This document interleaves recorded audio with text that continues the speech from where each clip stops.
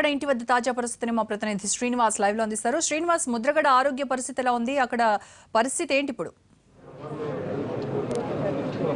రోజా తూర్పుగోదావరి జిల్లా కెల్లంపూడిలోని ముద్రగడ ఇంటి వద్ద టెన్షన్ వాతావరణం నెలకొన్నది. ఆయన వైద్య పరీక్షలు నిరాకరించి మధ్యాహ్నం నుంచి కూడా ఆయన వైద్య పరీక్షలు చేయించుకోవడానికి నిరాకరించడం జరుగుతున్నది. అయితే వాళ్ళు కొద్దిసేపటి కిందట ఇంటికి ఉన్న మొత్తం అన్ని తలుపులన్నీ బేడాయించుకొని వాళ్ళ లోపల నిద్రించడం జరుగుతున్నది. దీంతో అధికారులు ఒక్కసారిగా హైరాణ పట్టడం జరుగుతుంది. అయితే జాయింట్ కలెక్టర్ ఎస్ సత్యనారాయణ ఇక్కడికి వచ్చి ముద్రగడతోటి వైద్య పరీక్షలు చేయించుకోవాలని చెప్పేసి అడగడానికి కోరిన మీదట కూడా ఆయన మట్టికి ఏ విధమైన సమాధానం రాలేదు. ఆయన ఇంట్లోనే నిద్రించడం జరుగుతున్నది. అయితే రోజు మాదిరిగా నిద్రిస్తున్నప్పటికీ కూడా మధ్యాహ్నం నుంచి ఆయన వైద్య పరీక్షలు చేయించుకోవడానికి నిరాకరించడంతో ఆయన భార్య పద్మావతి ఆరోగ్య పరిస్థితి క్షణక్షణం క్షీణించడం జరుగుతున్నది. అయితే ఆవిడ్ని ఏ విధంగా అయినా హాస్పిటల్కి తరలించాలి, ఆవిడకి వైద్య సేవలు అందించేలాగా సహకరించాలని చెప్పేసి అధికారులు కోరినప్పటికీ కూడా ఆయన సాయంత్రం నుంచి కూడా నిరాకరించడం జరుగుతుంది. దాంతో కొద్దిసేపటి కిందట జేసీ సత్యనారాయణ కూడా ముద్రగడ ఇంటికి చేరుకొని ఆయన కూడా వాళ్ళ భార్యకి ఆరోగ్య పరీక్ష క్షీణిస్తున్న కారణంగా వైద్య పరీక్షలు చేయించుకోవాలి, ఆయన మెరుగ్గా ఉంటే పర్లేదని చెప్పి చూస్తున్నారు, లేదంటే ఆమెను హాస్పిటల్ తరలించవలసిన పరిస్థితి అయితే ఏర్పడుతుంది. అయితే ఇప్పుడు ప్రస్తుతం చూసినట్లయితే ముద్రగడ ఇంటి దగ్గర మన ఈ విజువల్స్లో చూసినట్టుగా చూస్తే ఈ ముద్రగడ ఇంటి దగ్గర టెన్షన్ వాతావరణం నెలకొన్నది. పోలీసులు భారీ ఎత్తున ఇక్కడ మోహరించడం జరిగింది. మహిళా పోలీసులు కూడా ఇక్కడ పెద్ద ఎత్తున ఇక్కడ నిల్చుని అక్కడ ఏం జరుగుతుందో ఏంటో తెలియలేని పరిస్థితి ఇక్కడ నెలకొని ఉన్నది. వాళ్ళని అభిమానులు కూడా అందరూ కూడా వీళ్ళందరినీ కూడా ఎక్కడైనా తరలించడానికి ఏమైనా ప్రయత్నించినట్లయితే వీళ్ళు అడ్డుకుంటానే కూడా ఇక్కడ చాలా అనుచరులు కూడా సిద్ధంగా ఉండటం జరిగింది. అయితే ఇప్పుడు దీని మీద జేసీ కొద్దిసేపటి కింద మాట్లాడుతూ ఈ ముద్రగడ ఆరోగ్య పరిస్థితికి సంబంధించి మధ్యాహ్నం నుంచి ఆయన 3 సార్లు ప్రయత్నించినప్పటికీ కూడా ఆయన వైద్య పరీక్షలు చేయించుకోవడానికి ఆయన భార్య పద్మావతి కూడా నిరాకరించారని చెప్పేసి ఆయన సత్యనారాయణ చెప్పడం కూడా జరిగింది. అయితే ఆ నిరాకరించడం వలన కారణంగా అయితే వాళ్ళ ఆరోగ్యం కొద్దిగా క్షీణించి ఉంటుందని చెప్పేసి ఆయన అభిప్రాయాన్ని వెల్లడించారు కూడా. అయితే అయినప్పటికీ కూడా ఆయన ఏ విధంగా వీళ్ళని హాస్పిటల్కి తరలించే వైద్య సేవలు అందించవలసిన పరిస్థితి నెలకొంటుందని చెప్పేసి వాళ్ళు హైరాణ పడుతున్నారు. అయితే దీని మీద సంబంధించి 3 గంటల నుంచి ఇలాగ వైద్య పరీక్షలు నిరాకరిస్తున్నారన్న విషయాన్ని ఎప్పటికప్పుడు ప్రభుత్వాన్ని తెలియజేస్తున్నామని చెప్పేసి ఆయన చెప్పడం జరుగుతున్నది. అయితే ఇప్పుడే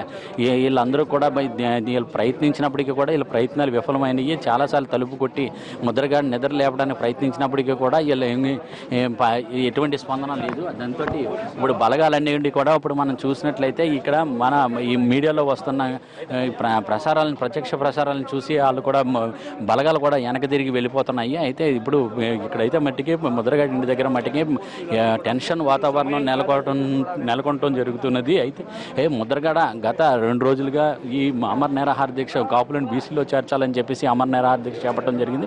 అయితే ఈ అమర నిరాహార దీక్షకు సంబంధించి ప్రభుత్వంతో ఎమ్మెల్సీ బొడ్డు భాస్కర్ రామారావు అలాగే ఎమ్మెల్యేలు తోట త్రిమూర్తులు బొండ ఉమా వీళ్ళందరూ కూడా చర్చలు జరపడం కూడా జరుగుతుంది. అలాగే మరోపక్క మంత్రి గంటా శ్రీనివాస్ కూడా ఈ విషయంలోని ముఖ్యమంత్రి దృష్టికి తీసుకెళ్ళి ఈ తాజా పరిస్థితుల్ని వివరిస్తామని చెప్పేసి చెప్పడం జరిగింది. అయితే రాత్రి 8:30కి ముఖ్యమంత్రి వాళ్ళకి అపాయింట్మెంట్ ఇస్తానని చెప్పినట్టుగా తెలుస్తున్నది. అయితే విశాఖపట్నంలో ఉన్న ముఖ్యమంత్రి మంత్రులతో కానీ ఎమ్మెల్యేలతో కూడా చర్చించిన తర్వాత ఏ విధంగా ఈ చర్యలు జరుగుతాయి, ఆయన ఏ విధంగా హామీ ఇస్తారు, ఏ విధంగా స్పందిస్తారు అనే దాని మీద ఇక్కడ అంతా కూడా నాయకులు కూడా పెద్ద ఎత్తున వీళ్ళందరూ కూడా ఇక్కడ చేరుకుని ఇలా ఎప్పటికప్పుడు చర్చించడం కూడా జరుగుతున్నది. అయితే ఇప్పటి వరకు కూడా చూసినట్లయితే ప్రభుత్వం నుంచి ఎటువంటి స్పందనకు అయితే కనిపించట్లేదు. అయితే బొడ్డు భాస్కర్ రామారావు మాత్రము ఇక్కడ ఎమ్మెల్సీ బొడ్డు భాస్కర్ రామారావు మాత్రమే దీని ఆయన వ్యక్తిగతంగా ఇక్కడికి ఇచ్చేసి ఆయన చెప్పడం జరిగింది. అండ్ ఇప్పుడు అసలు ఏమనిపిస్తుంది మీకు ఇక్కడ టెన్షన్ వాతావరణం ఇక్కడ ఎలాగున్నది ఏంటి ఆరోగ్య పరిస్థితులు ఎలాగున్నది ఆరోగ్య పరిస్థితులకి ఇబ్బంది ఏమీ లేదు, ఆరోగ్యం బాగానే ఉంది. కాకపోతే జేసీ గారు మరి ఏ విధమైన చర్చలు జరపడానికి వచ్చారో తెలియలేదు. మరి దాని గురించి వచ్చిన జేసీ గారికి వచ్చేటప్పటికే తలుపులు వేసి ఉండటం వల్ల మాట్లాడటం జరగలేదు. మరి ఆ ఆరోగ్య విషయంలో అయితే మాత్రం ఆందోళన చెందవలసిన అవసరం లేదని చెప్తారు.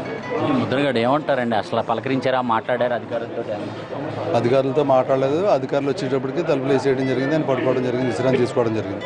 సాయంత్రం ప్రభుత్వం నుంచి ఏదో ఒకటి స్పందన వస్తుంది అన్నారు, ఏమన్నా వచ్చిందా? ప్రభుత్వం నుంచి ఏ స్పందన రాలేదు. దీక్ష కొనసాగించడానికి ఆయన కృతనిశ్చితుడు ఉన్నారు. వాళ్ళ భార్య ఆరోగ్య పరిస్థితికి వచ్చి క్షీణించింది. ఆల్రెడీ ఆయన ఈ యొక్క జాతికి అంకితం అవుదామని చెప్పి దీక్షలో కూర్చున్నారు. ఆరోగ్య పరిస్థితి కానీ ఆందోళన కానీ చెందడానికి కాదు, ఏ విధమైన దానికైనా సరే సిద్ధపడి ఆయన దీక్షలో కూర్చున్నారు కాబట్టి ఆ ఆందోళన కాదు. ఆవిడకి ఏ విధమైన నష్టం జరిగినా సరే కానీ ఈ జాతికి అంకితం అవుదామనే ఈ విధమైన నిర్ణయంతో కూర్చున్నారు తప్ప ఏదో ప్రభుత్వం దిగువద రావాలని కానీ చర్చలు జరపాలని కానీ ఆయన ఇమేజ్ పొందాలని కానీ కూర్చున్న దీక్ష కాదు. ఈ జాతికి మేలు చేయాలన్న దీక్ష కాబట్టి ఆయనకి ఆ ప్రాణానికి ఏదన్నా అవుద్దన్న భయం ఉంటే ఆ వయసులో కూర్చునే పరిస్థితి కాదు. ఆయనకి ఆల్రెడీ 65 సంవత్సరాల వయసులో దీక్ష చేయటువంటి మీరందరూ ఎలాగ టెన్షన్ పడుతున్నారు? మేమందరం టెన్షన్ పడేది ఆయనకి సంఘీభావం తెలడానికి వచ్చి వాళ్ళని అడ్డుకున్నందుకు, ఆ విధంగా ఎవరు కూడా అడ్డుకోకుండా డిపార్ట్మెంట్ అంతా సహకరించేలాగా హోంశాఖ ఆదేశాలు ఇవ్వాలని చెప్పి కోరుతాము. ఎలాగున్నదమ్మా ఇప్పుడు టెన్షన్? ఇప్పుడు హై టెన్షన్గా ఏదో పాకిస్తాన్ ఇండియా యుద్ధంలాగా చాలా దారుణంగా అంటే సామాన్య మానవుడిని అనగదొక్కేసే విధంగా కాపు జాతిని మొత్తం తొక్కేసే విధంగా ఈ పోలీసులు చూస్తే ఏదో మేము ఇక్కడ పాకిస్తాన్లో ఎక్కడో ఇండియాకి పాకిస్తాన్కి మయంగా మేము ఏదో ఉన్నట్టు చాలా దారుణంగా ప్రవర్తిస్తున్నారు ఈ రాష్ట్ర ప్రభుత్వం. ఇప్పటికైనా కళ్ళు తెరిచి బాబు చంద్రబాబు నాయుడు గారు మా నాయకుడు ఏమైనా ఉగ్రవాది కాదు, మేమేమి టెర్రరిస్టులు కాదు, మేమేదో మా పొట్ట గుడ్డు కోసం, మా పొట్ట బాధల కోసం, మా రిజర్వేషన్ కోసం మేము పోరాడుతున్నాం. ఆయన శాంతియుతంగా ఇంట్లో కూర్చొని దీక్ష చేసుకుంటే నువ్వు 140 సెక్షన్లు చేసేసి నీ ఇష్టం వచ్చినట్టు చాలా దుర్వినియోగం చేస్తున్నావు.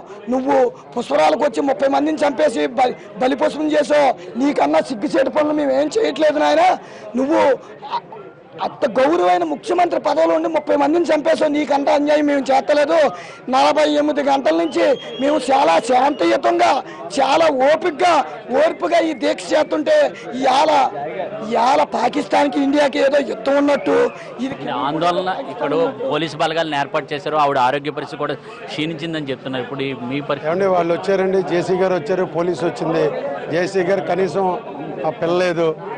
జేసీ గారు వచ్చి మాట్లాడడం జరిగింది, కానీ అక్కడ రెస్పాన్స్ లేదు. ఆయన పడుకున్నారు. మేము దయచేసి పోలీసు వారికి జేసీ గారికి కూడా ఒకటే చెప్పాం, ఆయన పడుకున్నారు కాబట్టి దయచేసి ఎవరూ లేపొద్దు. మీరు ఏదన్నా ఏం మాట్లాడతారు అనుకున్నా పొద్దున్న రండి, ఉదయం వచ్చి ఆయన మాట్లాడిన తర్వాత చేయండి తప్ప ఈ సమయంలో మీరు ఏమి చేసినా సరే ఇది తీవ్ర ఆందోళన కలిగించే పరిస్థితికి వెళ్తుంది. ఆ పరిణామాలన్నింటినీ కూడా మీరే బాధ్యత వహించాలి రేపు పొద్దున్న. ఎందుకంటే 13 జిల్లాల కాపులు ఎవరు ఊరుకోరు, అందరూ చూస్తున్నారు. మీరు చర్చల ద్వారా మాట్లాడండి. ఆయన్ని బలవంతంగా తీసుకుపోనాకి చేయనాకి ఆయన చిన్న వ్యక్తి కాదు, ఒక మాజీ మంత్రి, ఒక రాష్ట్రానికి నాయకుడు. ఆరోగ్య పరిస్థితి బాగానే ఉన్నదని చెప్పి వీళ్ళు చెప్పడం జరుగుతుంది. ఆయన ఆరోగ్య పరిస్థితి క్షీణించినప్పటికీ కూడా ఆయన అన్నింటికీ ప్రాణత్యాగాన్ని చేయడానికి సిద్ధపడి ఆయన ఈ ఆందోళన చేపట్టడం జరుగుతుందని చెప్పడం జరుగుతున్నది. అయితే ఉదయం వరకు ఆయన మాట్లాడని చెప్పి నిరాకరించారు. అని చేత ఉదయం వచ్చే వరకు కూడా వేచి చూడాలి అధికారులు అని చెప్తున్నారు. ఏదైనా పరిమాణాలు జరిగితే మట్టికి దానికి సంబంధించి తీవ్ర పరిణామాలు ఎదుర్కోవాల్సి వస్తుంది, దానికి ప్రభుత్వమే బాధ్యత వహించవలసి వస్తుందని చెప్పి ఇలా ఆందోళనకారులందరూ కూడా హెచ్చరించడం జరుగుతుంది. రోజా శ్రీనివాస్.